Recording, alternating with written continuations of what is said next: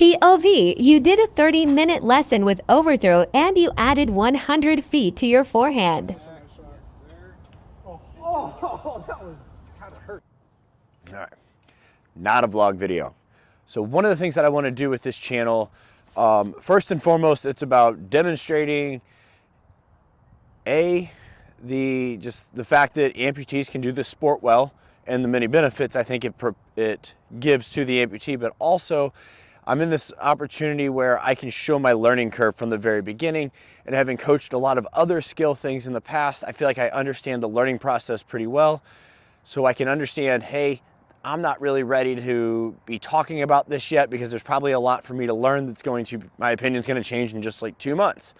And then there are like the light bulb things that I think are really valuable, that are going to be more valuable to the beginner to share from the beginner's perspective versus somebody that's been doing this for a decade or something like that, just because of like the different languages that we speak at that point. So I think there's a lot of value in this stuff being shared across multiple experience ranges, depending on what your background is.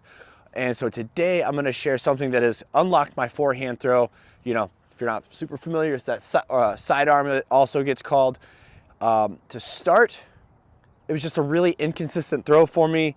I didn't quite understand the mechanics, but I've got all the tools for it. The reality is I have a world record in the Scottish Highland Games where the throw comes through that exact plane of motion. Just, you know, would be a hyzer release for a forearm, but that pattern I've got a lot of power in, and I've practiced that a lot.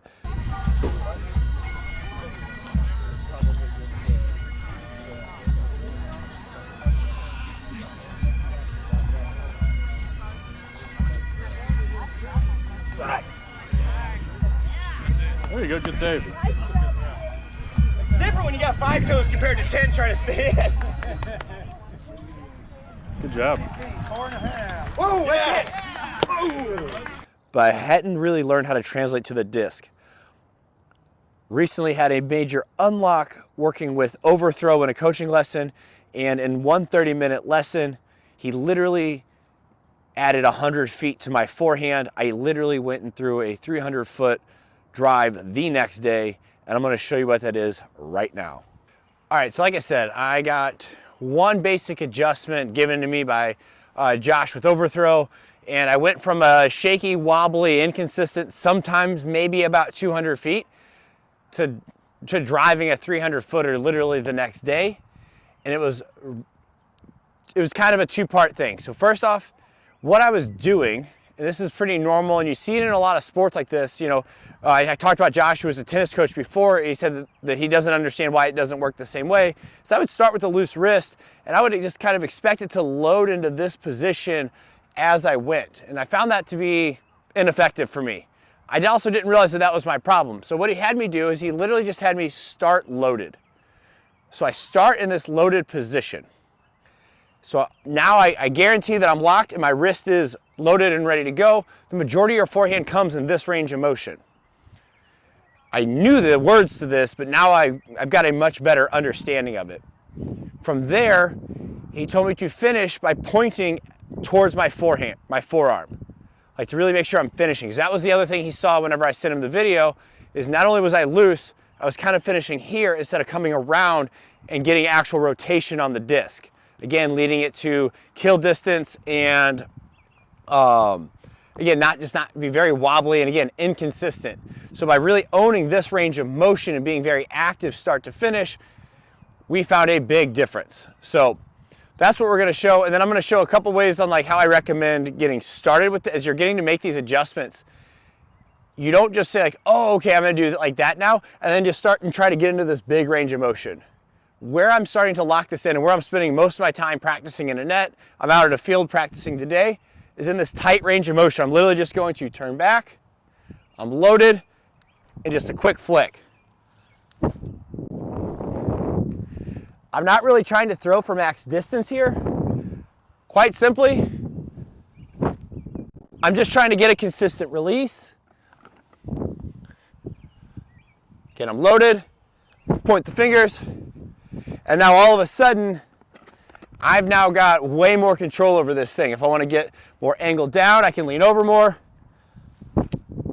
I've got that hyzer release. I want that Anheuser, maybe get that flex. Boom, I start up here. I get that flex and that little bit of extra distance. And obviously these throws are not, none of those were earth-shattering distance, but that was consistent and reliable. Everything you're gonna do with more reach, more range, is all about getting momentum and building up into that final position. So even if I want to get more range of motion, here I'll kind of get a little bit more. But again, it's all about building into that. Yeah, nothing crazy. But the other piece of the puzzle in the learning process, like I said, I get to speak from a new disc golfer's perspective, but a veteran coach's perspective, and having watched people go through the learning process. The way it's gonna start is you just gotta start small and just repeat, repeat, repeat. You gotta get your brain connected, you gotta make that standard. When it's new, it's not standard. From there, you're gonna find, like, every once in a while, you're gonna get into one of these. Like I said, I'm not throwing 300 every single time, but every once in a while, you're gonna get into one of those. And then then with more practice and more, again, just sticking with that, you're gonna find that that's gonna become a more common thing. You're gonna get into it more, you're gonna get more control. And then again, it's just building over time. So understand that just because you now know this, doesn't mean that now you throw twice as far. We now have the tools to build a throw that is much further, much more consistent. So that was the big unlock for me on this forehand. Give it a month or two and it's going to be a big evolution in my game. I can't wait to see what kind of strokes it pulls off just by simply adding that option now. So that's what we've got going on. That's what I've kind of been working on with my forehand. And again, I kind of want to, part of the channel is the amputee side of it, and part of it's just simply the learning process that I've got the opportunity to share. So that's what we've got on this one. Thanks for checking this one out. If you got anything else you're curious about, again, put it in the comments. All the like, comments, and subscribes are very helpful. Thank you.